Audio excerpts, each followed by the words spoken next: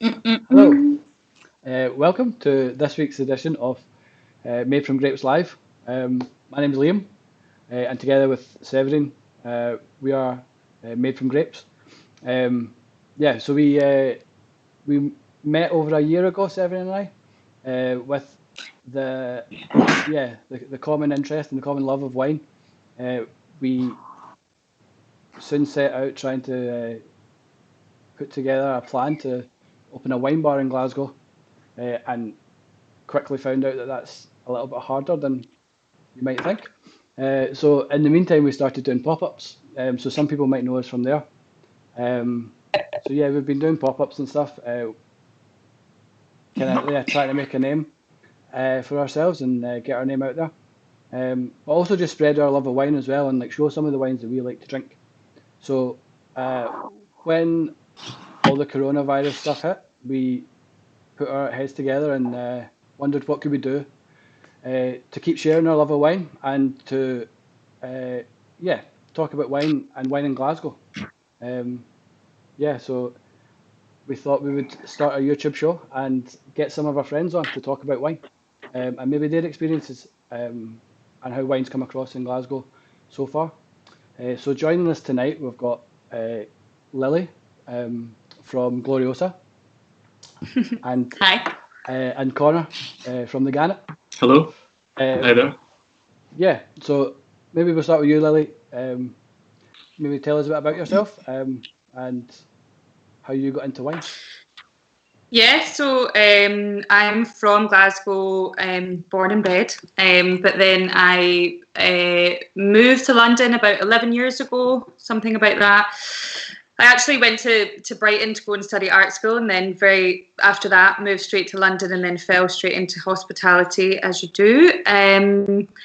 But I guess my kind of like real start of my wine journey was when I started working in a little place called the Rooftop Cafe, which was in London Bridge in about 2012.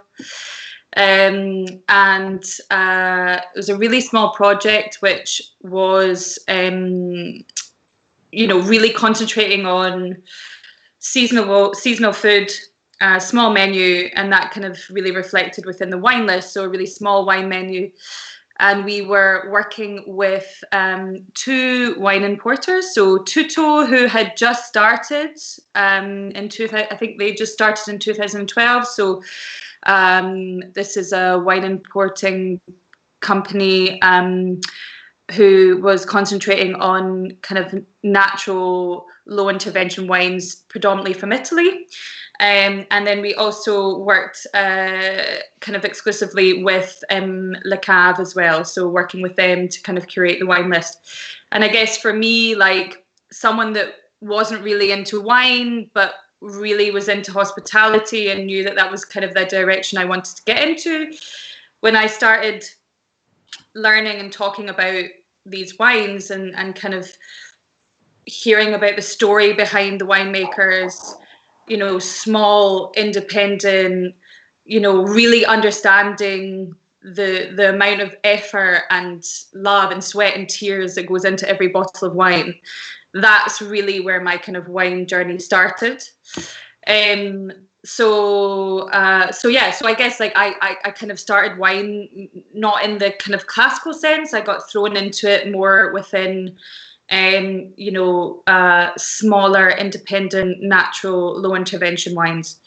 And then so I worked there for a period of time, and then I jumped to other jobs, and then I ended up working in a lovely little restaurant called Legs, where I kind of curated and really that was my kind of height of felt like I was really comfortable in wine, what I was doing. It was definitely a self-driven learning experience. I've not had any real kind of formal training. It's just been pure kind of passion and reading and tasting. And, the beautiful thing about working in London is you're in the depths of it and you have the opportunity to go to tastings, once, twice a week, and even meeting winemakers. So When I worked in Legs, that was when I kind of was really in control of the wine list and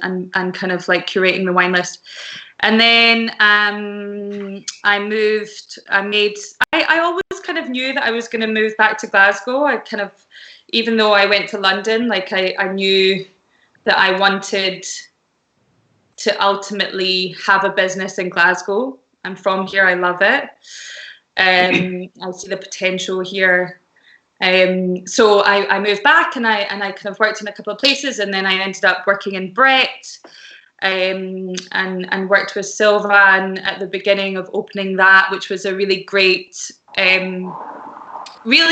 moment for me to be involved in a project that I really totally believed in. And, you know, going from managing and running, you know, Legs restaurant and seeing how kind of advanced London was going within this kind of wine scene, and then coming back to Glasgow and seeing that there was something happening here was so exciting, and to be a part of it was you know, amazing.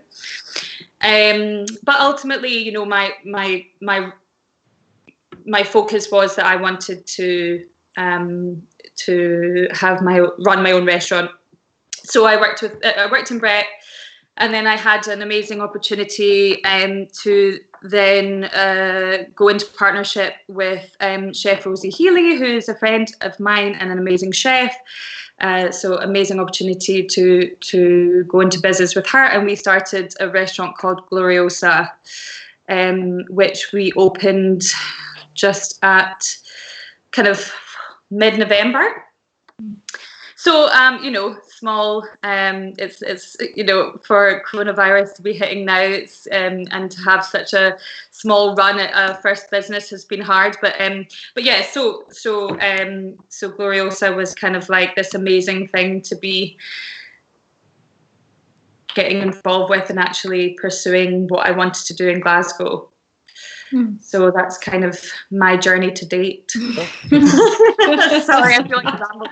No, you're good, you're good. Conor, what about you? How did you get into wine? Yeah, so much the same as Lily, I kind of fell into hospitality. I've been in the trade for about 16 years now, which makes me feel really old. Starting off in kitchens and then moving my way into the front of house. And my background was always more kind of beer and craft beer focused, running beer tastings, food and beer pairing. I've got 2 festivals that I run as well that have been going for over 5 years now. But about maybe 3 years ago, I started to pay more attention to wine, and mainly as like, well, one part of it was this kind of up and coming scene in Glasgow with places like Alchemilla popping up. I started to pay a lot more attention to wines, but mainly natural wines. And my draw to them was the kind of, I drew a lot of parallels with lambic beers and breweries like Cantillon that have these minimal intervention beers that are wildly, spontaneously fermented. And for me, when I first tried orange wine that we'll talk about tonight, I picked up a lot of the same flavour profiles with the Brettanomyces and, you know, various other bacterias and stuff that are in them. So that's what kind of drew me to it. But my journey really started, I would say, about a year ago working at the Gannet restaurants. I'm the assistant manager in there. I've had the pleasure of working with Sev, who was our head sommelier there at the time.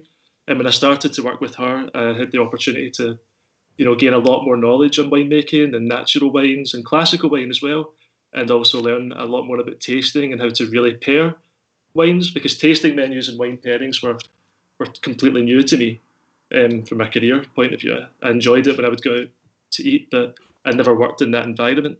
So about a year ago, I got to work with Sev. Sev obviously has now left to start Made from Grapes and Sev Slow Wine. And from there, I've had the chance to have a lot more kind of carte blanche, as it were, over the menu, and a lot of creative freedom when it comes to ordering. Okay. Cool. And here we are. Excellent. Yes. Okay, Sev. Well, we got on to tonight's theme of orange wine. What is orange wine? Okay, right. Okay, I'm sure you had that question many times, guys. But okay, is it made with oranges?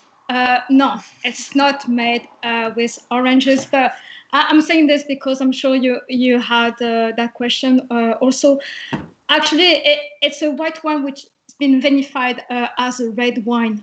It's a type of white wine that has been macerated with its own skins and the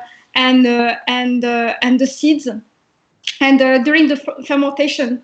So you have the process. It's like making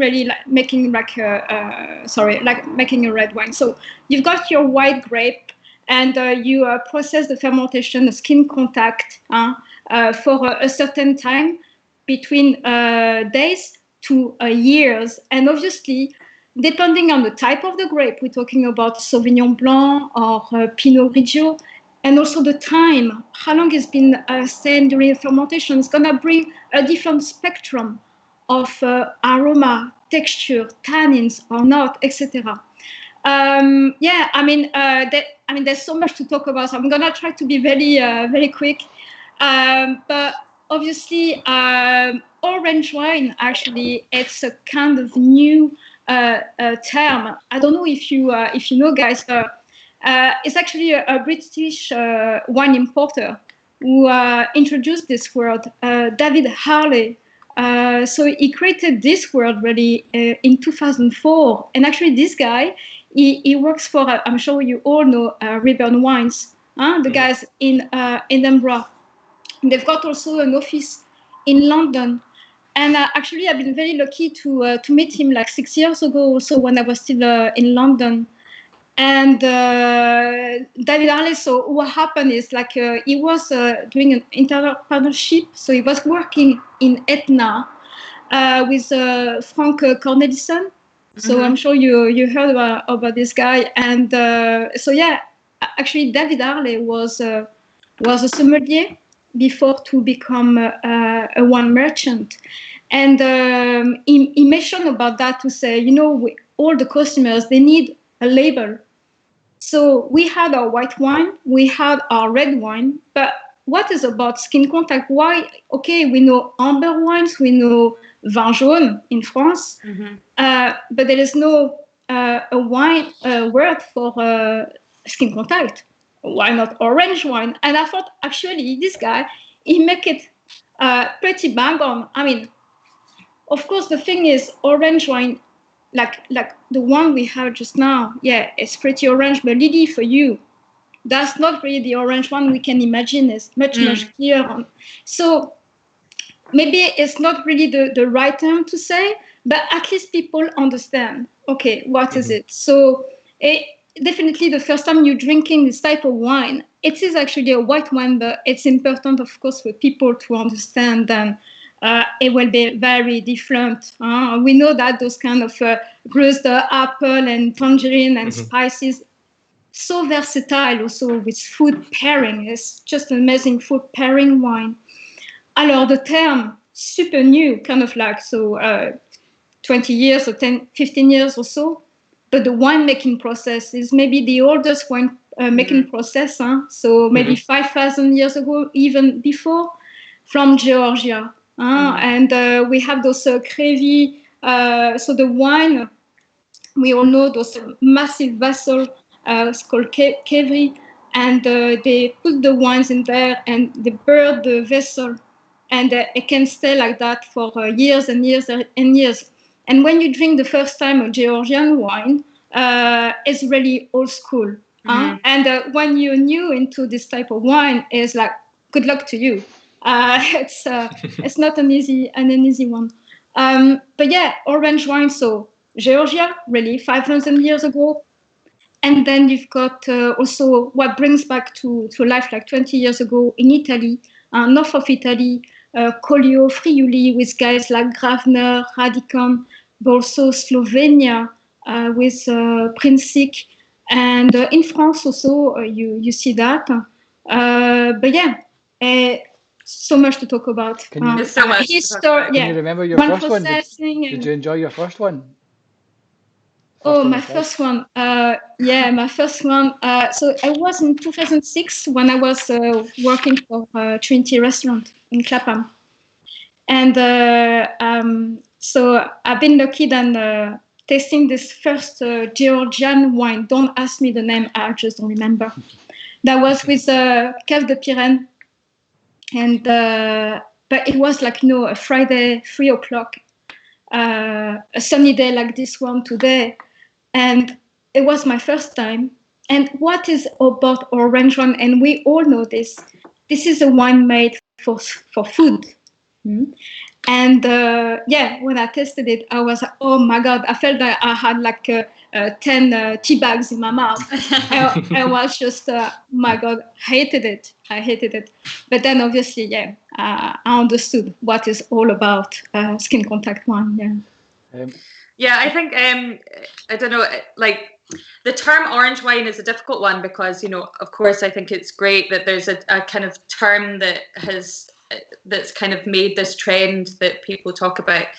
But it's funny because I feel like, it makes more sense to call it a skin contact or skin macerated wine because you understand that that's how the wine has, that's what the wine has gone through. Whereas an orange wine kind of plays this trick on people because they think, it makes there's no, okay, just because the color may be slightly orange doesn't actually mean that, so the orange term in terms of like working in hospitality, although it is a good thing, I generally, when I've ever done kind of wine menus, I've always kind of referred to it as skin contact or skin macerated. Just because I feel like it gives it a little bit more direction or some understanding behind it. But yeah, I mean, like my first orange wine, you asked me to think about this, and I can't even remember the first one that I tried. Did you enjoy it? But one that really stuck with me. Yeah, I mean, I think you have to remember that I was someone that wasn't really that invested or into wine to begin with.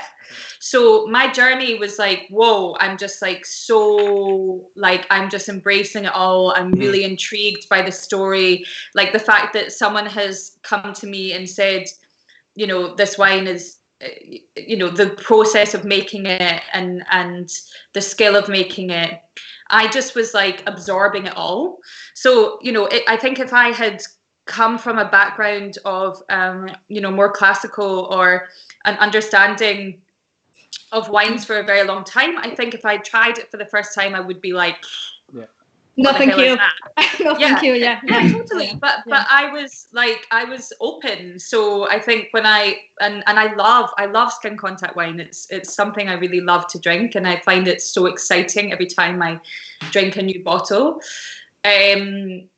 So I can't really remember the first one that I drank, but I spoke about it the other day actually with you guys. But the one that I really was like poignant and stuck with me was a Catarratto from a guy called Aldo Viola in Sicily, who's a kind of a little bit of a wild winemaker.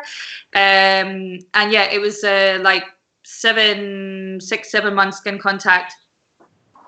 And free run juice, so he literally lets all the grapes sit and macerate with their juices, and he doesn't do any pressing, so he only takes the juices from the natural kind of weight of the grape, which is and actually it kind of goes on to what I'm drinking tonight, because it's a way of like doing long maceration on skins without taking too much of the tannic, harsh expressions that of 7 months on skins, whole bunch on skins. You can imagine if you're like sitting a tea bag in tea in water for 7 months. Oh my God. So without doing the pressing, he's getting the richness and quality of a wine that's on skin contact without any of those kind of like harsh, connotations, I guess. So that was my first that's the thing that I remember. So that's the same technique as the one you're drinking tonight. What one are you drinking tonight? So I'm drinking La Bufarella, which is a wine from La Salada, which is in Penedès, in the province of Barcelona, kind of west side. And this is a wine made from a guy called Tony Carbo, which is like, I think the best name in the wine, like just like Tony Carbo, what a mad name, it's so great. And he was previously making wine in collaboration. You might know it, Mascandi, but now he is making wine with his wife, and it's La Salada. And this is kind of like a homage to his great-grandfather. He's using the vines that his great-grandfather bought, and they're completely organic. They've had no chemicals whatsoever within the vineyard. And this is, 100% Xarel-lo, no additions, no fining, no filtration. And it spends 7 months on the skins in stainless steel. And it's the same thing. So he doesn't do any pressing. So there's no like massive extraction. So you're literally getting the free run juice from this. And this is being imported by a really good friend of mine called Fernando, and his company is Otros Vinos, and he's based in London, and he is working predominantly with Spanish wines, but he's also importing wines from the Roussillon and the Languedoc as well. And he also has an online shop, so you can buy wine from him. Link in the bio. Yeah. I should, Yeah, but you've got the details. I've put all the details and the information below the video. So there's links to where you can buy the wine, and I've done a wee thing on Google Earth as well that's got like everybody's wines pinned on a map if you want to go and have a wee look. The map is working this time. Yeah, because you've got to do it yourself. It's not me that's doing it. Yeah, it works. Okay. So, Conor, what are you drinking? So I've got a wine from Meinklang called Mulatschak. So we're going to the border of Austria, on the border of Hungary in Burgenland. And we've got 3 months, I believe, on the skins. 3 months maceration. It's a blend of Pinot Gris and Traminer and Welsh Riesling. Had to glance at my notes for that there. And it comes from it's a family-run biodynamic farm, actually. And it's 3 sons that run it. And interestingly, their parents started it, but only wanted one of the sons to take it over. They thought that 2 of them should pursue a safer career in medicine or law, and then they were all drawn to agriculture, and so now they all run a different aspect of the farm. They've got Aberdeen Angus cattle there. They grow their own fruit and veg, obviously vines as well. They make beer, and it's fully organic, unfiltered. You can see as far as the orange scale goes. This is tell if I hold it to the camera. We're like really up there. Wow. Although it's really delicate. It's, what's the sorry, Conor? What's the alcohol content on that? Is it 11.5? 11.5. Yes, 11.5. Yeah, that's a very good. That's very good thing, really. That's what we saw a lot in those skin contact one. Is that there's quite low most of the time in alcohol. So for more pleasure, So it's definitely a juice bomb that you could drink a lot of it. A morning wine, is it you call it, Seb? A morning wine. Especially when you're in Glasgow, But again, what is important always, having with food, I think really it develops really a different aspect, perception to the wine. I think the amazing thing, the thing that I think is so great with skin contact wine is how adaptable it is, and how I'm a little bit like, I'm not really into wine pairings. Going to put it out there, but I kind of feel like you should just drink the wine that you like to drink, and sure. Whatever. But I think skin contact wine is just so perfect because it has so much adaptability. It's something that you can eat with like fatty food, and like you can go into meat and fish and veg. It's so diverse. Yeah. And it also is like super light as well. You can have stuff that's like really, really light, and you can just drink it in the morning if you want with breakfast. Like it literally has so diverse. I've drank 3 bottles of this already today. Before now. You look great. It's a sunny day. Great. Nice. Yeah, I mean. Sev, what are you drinking? Right. Okay. We're off to Slovakia. This is Slobodne wine. I'm sure then Liam, you remember this one, and then all the people who came to our pop-ups, the last 2 pop-ups, remember also this one.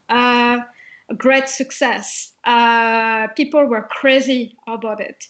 Just because we were talking, presenting an orange wine, I mean, skin contact, whatever. But just because also it's very delicious, and that is really important.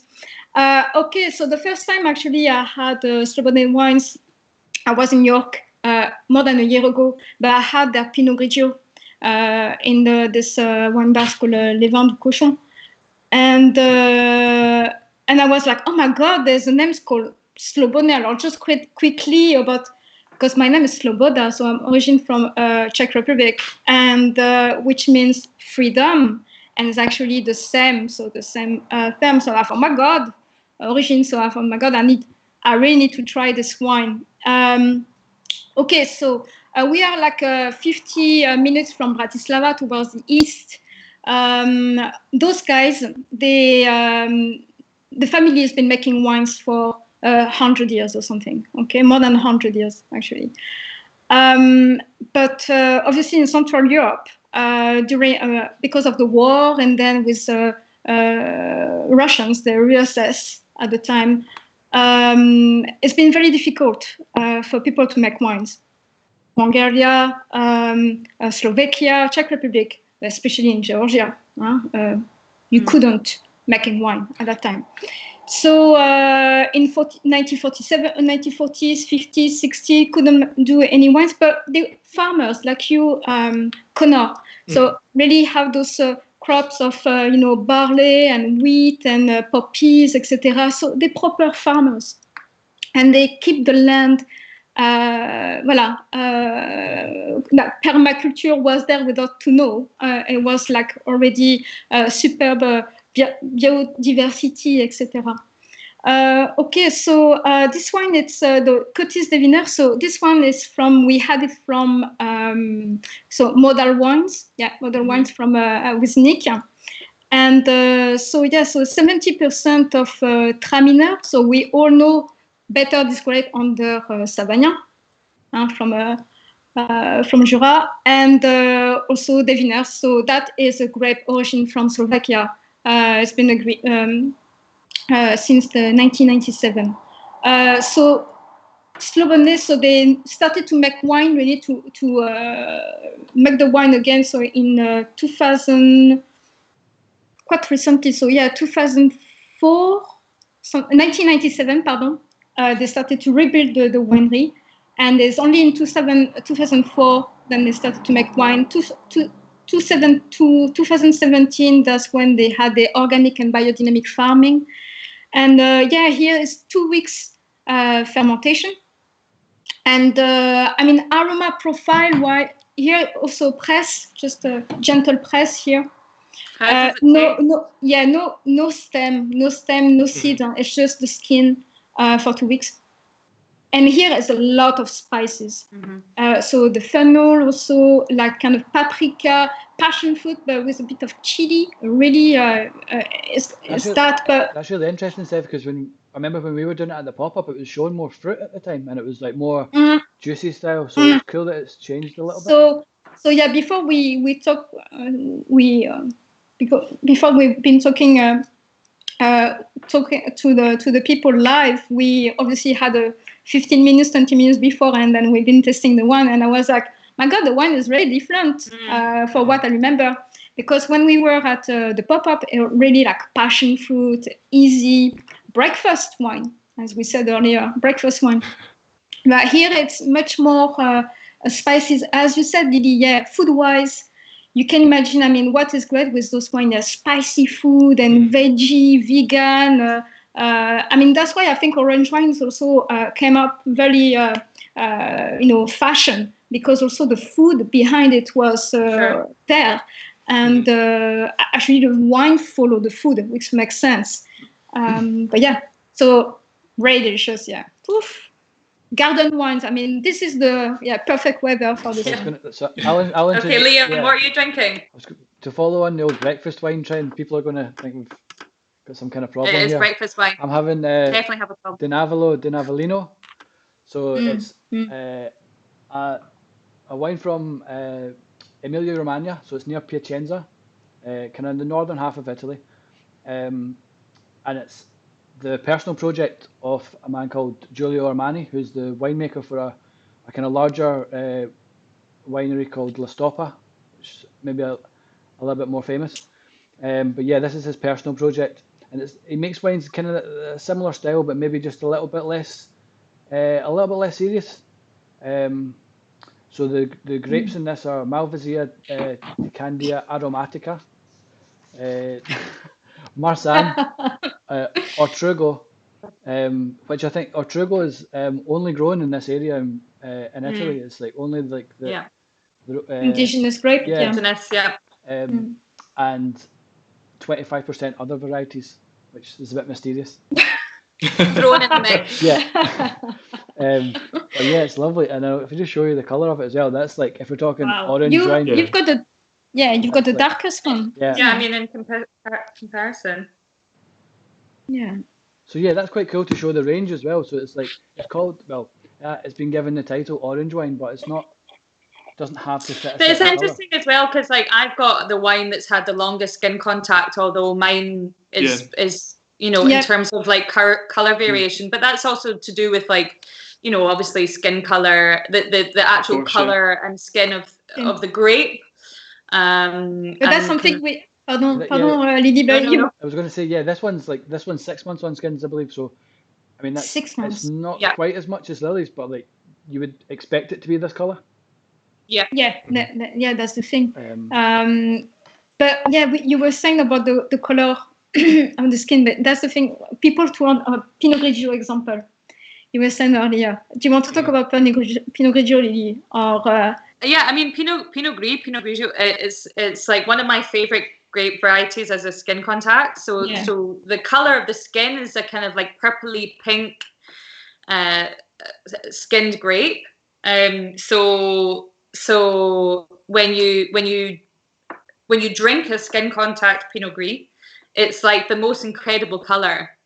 It's kind of like purpley, gold, ambery, like it's just sunset.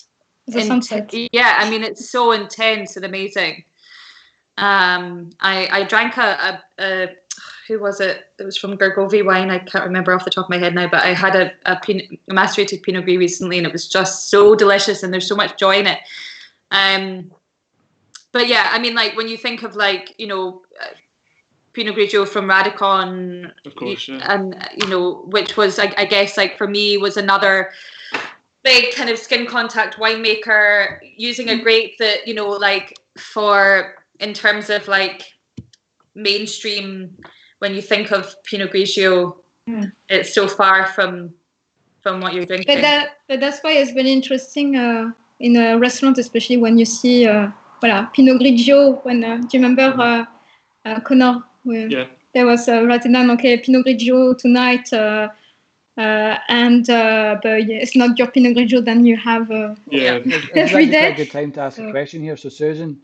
Hi Susan, thanks for asking the question. Hello, Susan. She's asked, how can we encourage the people of Glasgow to drink better and possibly pay more for these sustainably and naturally made wines that we are so keen to sell people? How do we kind of convince people to move away from the mainstream commercial kind of well-known wines and take a bit of a leap? I would say that the best thing to do is to keep supporting all the small businesses that are out there that are really pushing this scene in Glasgow. We'll maybe talk about this later, when restaurants can reopen in places like the Gannet and Gloriosa and Brett can return to the city, is like get out there, talk to people about it, talk to staff about it, talk to fellow customers about it.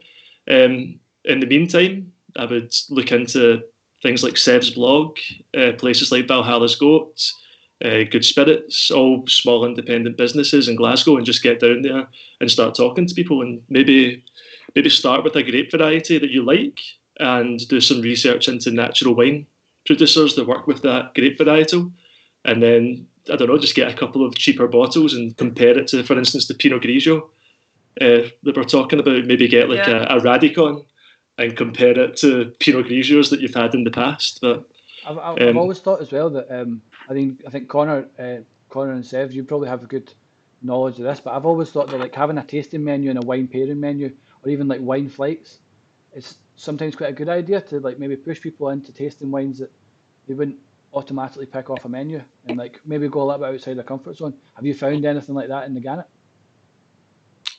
For sure. Like, it's part of the experience of dining with us, you know.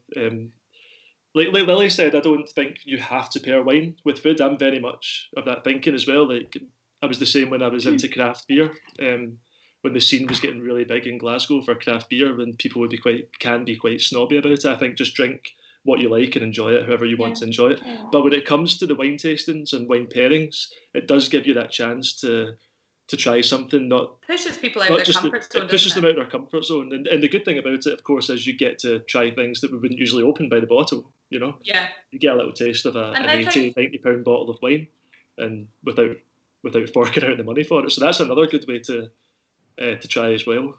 Liam, is when the Gannet reopens, come along and try our wine pairing.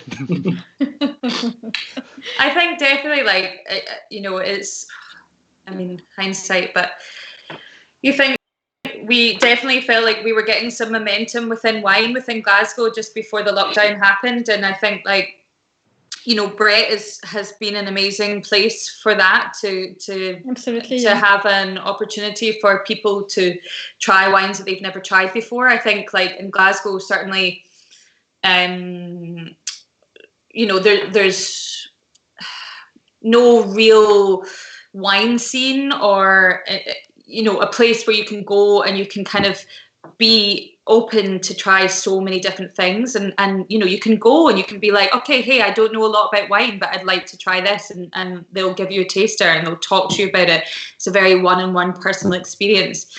I think, unfortunately, you know, with wine and food in Glasgow, it hasn't been equal, whereas I think it's it was beginning to start to become a bit more equal. Like, wine should be just as your wine choice and your wine offering should just be as important as your food offering. Absolutely. You know, and your staff should just be as knowledged on the wine menu as they are on the ingredients that are in the food menu. And people are becoming more and more aware of what they're eating and what they're putting into their body. Same thing, you know, in the conversation that you had last week as well. It's like, you know, I think people are becoming more aware of what they're drinking. And I think, you know, story behind things and people talking about it more and having the opportunity to taste things. Like, you know, in Gloriosa, it's like, you know, we have a menu, we try wine menu, we try to rotate it, but it's also like having the ability to talk and let customers taste it. And if they're not into it, that's fine, but at least they've tasted it, and you have the opportunity to speak to them one-on-one about something is really important. So, Lily, you were kind of you were part of Brett, which was like the first kind of wine bar, like specific wine bar in Glasgow. Did you notice any change in what like customers' attitudes were towards wine from when it opened to maybe when you left, and then even going into Gloriosa as well? Like, yeah, I mean, I think I was like pretty. I was quite like happy with how well received it was generally. I think the majority people were coming in and they were interested, and they, there was wines by the glass. They're a bit more expensive than a lot. You know, you go to most kind of bars and restaurants in Glasgow, and you're maybe getting like a glass of wine for like £4, whereas, you know, here we're talking about a glass of wine for maybe £10. Yeah. And I think, you know, the majority of people are open and want to hear and listen to what you have to say. And I was like really pleasantly surprised by how many people were open to things. Of course, you have people that come in and they, you know, and they want their Sauvignon Blanc, and they want their, you know, their. Like there's very good, there's nice Sauvignon Blanc, but yeah. No, of course. Listen, I'm not. I'm joking. Yeah. No. What's what you're saying, Lily? No, but I mean the mainstream. mainstream. No, but you know, it's. I know what you mean. I think it's more about the fact of like, you know, there are so many other exciting. Indigenous grapes that are not just like Merlot, Sauvignon Blanc, Pinot Grigio, and just let the problem. I'm a little bit nervous to say sometimes, but no, I think generally people are open, and there was definitely definitely people coming in purposefully to ask about orange wine, which is interesting as well. I think part of it, is like building a trust with people as well, building a trust with your customer. It's the same as with food. Like sometimes if you go to a place and you know that the chef is good, or you're more likely just to go, okay, I'll trust the menu. I'll maybe have something I wouldn't normally have. And so I think the same can kind of maybe apply to wine. Yeah, but I mean, it's like when I started at the Gannet, so 3 years ago, when I set up the wine list, etc. So that was the first time they had a sommelier. The food, free rosette. Really acclaimed restaurant, etc. Food, amazing food, and I was, I've done my career in London for 10 years, and I was surprised myself that they didn't have actually, a proper wine list that should, reflect the quality of the food. It's always you try to understand who you have in front of you and your market, absolutely, the people you then it's always difficult to especially when you talk about like natural and orange wine, but little by little, once you, as you said, Liam, once you try to, when you get the confidence from your guests, customers. It can be so intimidating. I remember. I mean, I still sometimes get. I still get intimidated about talking about wine sometimes when I go to certain restaurants. And the beautiful thing about wine is that not one single person knows everything about wine. Absolutely. It's a continual learning process, which is what I find. So that's why I love it.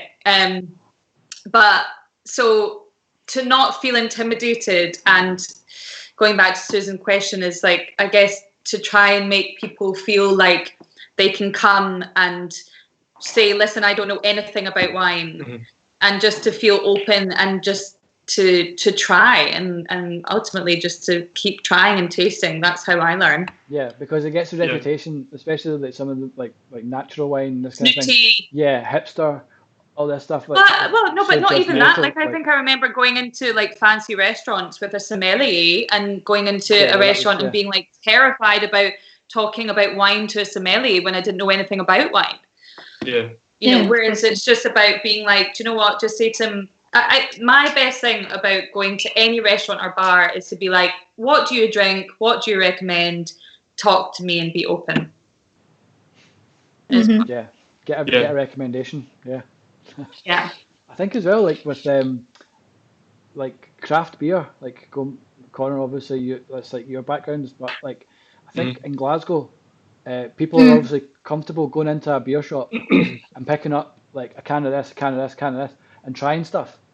But maybe it's just like the price of a bottle of wine is like a wee bit more risky, rather than like say like a £5 can of beer. It's maybe like £20 for a bottle of wine. But I think people. You're right, but I think it was the same with the beer scene as well, and probably to a certain degree still is. When I think of like one of my favourite places, my pal, well, friends of most of you guys, I think, Jihad, that owns Grunting Growler. You could go in there and spend, if you're drinking from the tap, £6, £7, £8 up on a glass of beer. It'll be like a really limited release imperial stout at like 12% or whatever. But people, a few years ago, they wouldn't have. They wouldn't have been so open to that. Now, beer drinkers and the scene's a bit more evolved in Glasgow. People won't bat an eyelid at it at all. And I think that's the way the wine scene is. Yeah, of course. And again, that's what it's about. And it's going in and talking to people about it and having guys like him and girls that work in the scene that are just, happy to talk about it and not, people shouldn't feel threatened or embarrassed to talk about something that they don't know because, let's face it, at one point, none of us had a clue what we were talking about. That's how you learn. You talk about it. Still don't have a clue. But this is. I think this is what Liam we try to do with the show. As sadly with this situation, everything stopped. And when you look at Glasgow for let's say 2 years or so, a year and a half, something, the wine started really to Totally. to take off, and but differently, not the mainstream. But those small wineries, maybe natural or not, but something different. And then I stopped. So it's important really to carry on this and make sure that when the lockdown is and people then be able to go back to wine bars, restaurants, to be able to enjoy those wines. It's like, I think really with the situation, actually, people, they've been avoiding, those massive supermarkets, etc. They're now buying more farmers, like a small, local. They realize that actually you can buy your chicken or whatever, the lamb, through farmers. And you don't need to buy, buy on the mainstream. And the wine is the same story. Yeah, totally. The beer and the cider. I mean, anything that actually that there's men or women, obviously, and women working behind something. Then it's handmade, and it costs a bit more, but. Guarantee you for a better reasons. So hugely. I mean, that's another whole thing we could go down. Yeah. Okay, Conor. More questions? No. Well, we've got one. There's one question here that's like, as if they know the future. Is Phoebe from Valhalla's Goat coming on? Not tonight. But, sorry, are we not? Yeah, but hopefully in the future. I've actually, sorry, just to interrupt, to speak of Phoebe for a second, I bought this wine from her, the Meinklang, the Mulatschak, and when she sold it to me, I was told, maybe I picked you up wrong, Phoebe, but it was a card game that involved, and I thought she was talking about a drinking game that involves smashing the glass off the wall when you're playing. I thought that sounds like brilliant fun. But as I looked into it, it's the Mulatschak is like the national card game of Austria. And I'm sorry, Phoebe, I've done a lot of research and I don't see anything about smashing the glass off. I think you've been playing the game wrong. Although I much prefer the sound of that. It sounds like a lot more fun. Sorry. Anyway, sorry. With Phoebe. So what's the question? I've got another question, but it's more specific. It's maybe Lily could answer, but it's, does Brett do more than 125 mils by the glass? No, they don't. Yeah. See, that's another thing as well about. I think traditionally people in Glasgow. 250. Yeah, drink by quantity. Oh my god, it's just so mad. It's okay. Just like cut half. That's fine. I guess I'm, in London, it was the same. Like everywhere, it was 125 as standard. But if you have a 250 ml glass of wine, it's going to go warm and gross by the time you've drank it all. But anyway, that's the thing. That's all the process to I'd like to say as well, you're not getting ripped off by buying a 125 ml glass of wine. The margins will be the exact same. The markup's the same for the restaurant and the person selling it. If it's an expensive small glass of wine, it's just that it's an expensive wine because it's been made in a small amount by a small producer that's went through 2 or 3 small importers to get to this small business to then end up in front of you. So it's something to remember as well when you're looking at the prices. Absolutely. Wise words, Conor. Wise words. Okay. Should we wrap it up there? Or do you want to keep... we could carry on, but... Do you have more questions, or should we... That's it. I mean, I've got loads of questions, but there's no one else that's... No one else does. Okay. Well, I was going to say, do you have any... going back to orange wines, do you have any favourite grape varieties? Is there anything that, you would go back to all the time? That would be... For me, anyway, it's Malvasia. See just the Malvasia is great. Aromatics you get from it. There's, so much sweet spice and... Yes, dried fruit. No? Recently, I was drinking a lot of Greek wine. Is it Astrico? Acertico is the grape. From Domaine Ligas mainly. Yeah. I've been enjoying quite a lot of their wines. That's one that stands out recently. I mean, like I said before, I love Pinot Gris. I love Georgian, Chanuri is kind of intense and deep and really savoury.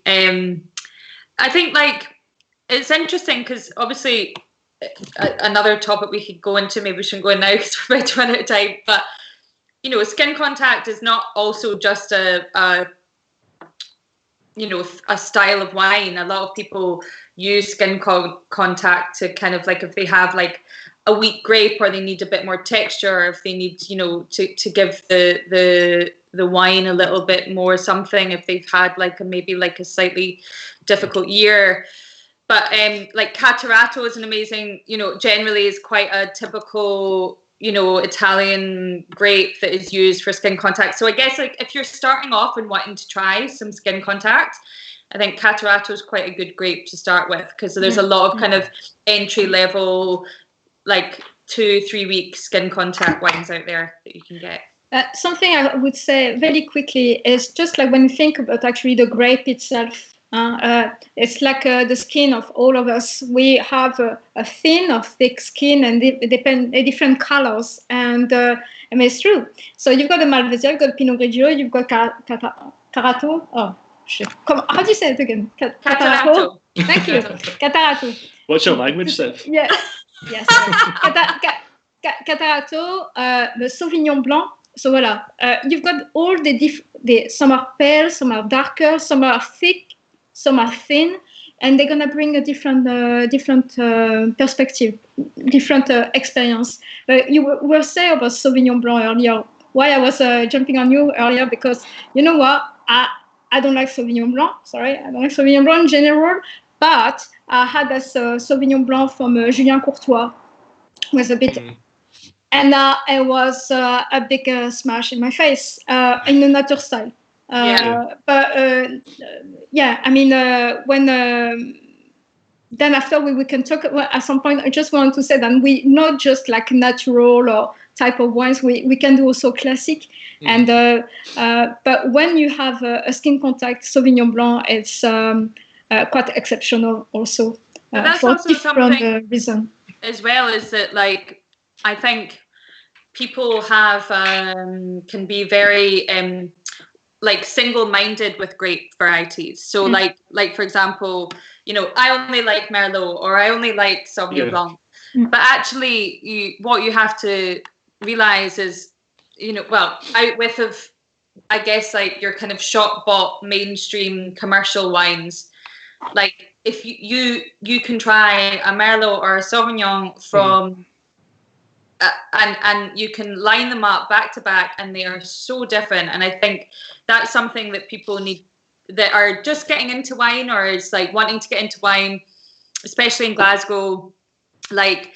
Try not to just think that a grape is single-minded, and try and look at it is that it can be made in so many different ways, and everything is exciting. So. Lily, you touched on this a wee bit before, but Lauren's asking, she's saying the first orange wine I didn't like, but I'm slowly getting into it. For those starting out in orange wine, where's a good place to start?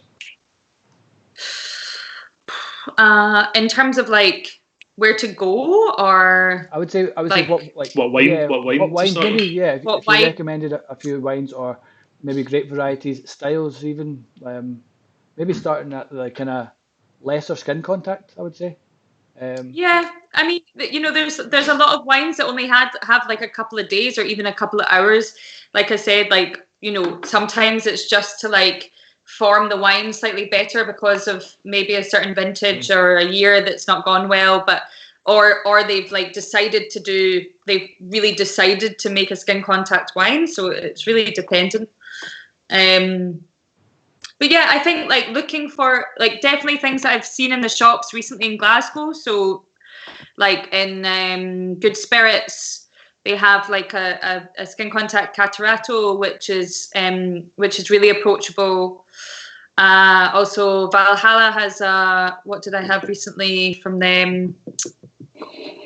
I can't remember, but they are amazing. And if you phone them up, and they will talk you through everything. So if you're just I've never tried it before, I want to try it. Have you got any recommendations? They are so amazing at kind of pointing in the right direction. Phoebe, especially at Valhalla's goal. I mean, everyone at Valhalla's honestly, everyone, even any of the kind of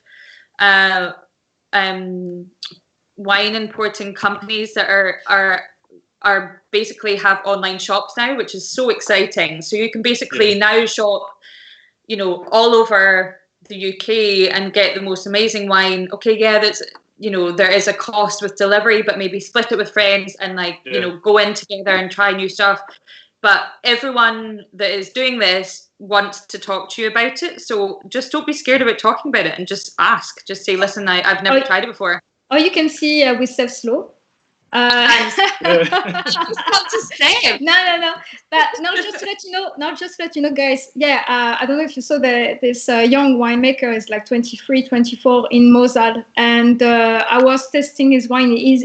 I've been very lucky. He sent me all the samples last week, and I tried all the wines, and I found the orange wine was just like Müller-Thurgau grape, and I found it was very, very nice. But it was not happy. They are artists. No, I'm not happy. Okay, fine. So 5 months more in barrel. Okay, then 5 months more. So we have to wait. But promise you guys, it's coming. So yeah, it's. Yeah. So take up drinking orange wine in 5 months, Lauren, and then get in touch with Sarah. Lauren, wait. Just don't be scared and ask. That's it. Okay. Yeah. So, see, before we go, Conor, can you tell us a bit about what you've been doing at the Gannet? Because I think it's a really good thing and maybe deserves a bit more recognition. Of course, yeah. So, we've been closed for, I honestly lose track of time, guys. I think it's 7 or 8 weeks now. 7 weeks going on 8 weeks. But the Gannet, along with Gloriosa as well, I should point out, we were some of the first restaurants to close in the whole of Glasgow before restaurants were forced to close prior to going into lockdown. But we've turned the kitchen into a community kitchen, backed by lots of generous donations from people out there, the Celtic Foundation as well, and we've been sending out 350 meals a week to Drumchapel and Postal food banks. So we have a small team in the kitchen with Peter McKenna, our chef and owner, who prepare meals, and then Kevin, the restaurant manager, and I have been dropping them off to food banks around Glasgow. It's been really rewarding, especially in a time where there's a lot of uncertainty surrounding our industry. We don't really know what way things are going to go. We don't know what restaurants are going to look like when we come out of the other side of this. But it's really given us something to focus on, and instead of sitting around and watching the news and panicking and worrying every day, like I'm sure we all are anyway, we really wanted to try and give something back. So yeah, I think Liam's going to post a link to some of the work that we've been doing.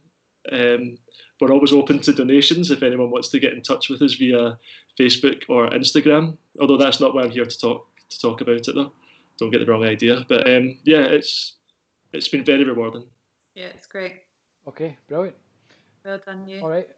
Well, yeah, thanks, Conor. Thanks, Lily. Thanks for joining us. Thank you. Thanks for having us. That was amazing. That's great. Hopefully we'll get you on at some point in the future as well, and maybe once we're out of lockdown, and see. Yeah, that'd be nice. Talk about how things have changed and how things are going to go on from there. But yeah, that's great. So like Conor was saying, yeah, I've linked to loads of stuff underneath the video there. I've got links to all the wines that we've been drinking. I've got links to a wee map I've made on Google Earth. I don't know who'll use that, but yeah. I'll use it, Liam. I'll use it. We'll use it. Okay, I'll be tracking the analytics later. Yeah, and then. How can you get drunk?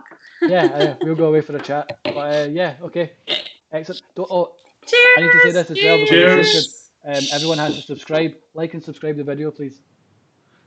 Down here. I don't know where it is. Okay. Cheers. Cheers, guys. Bye. Bye. Bye. Bye.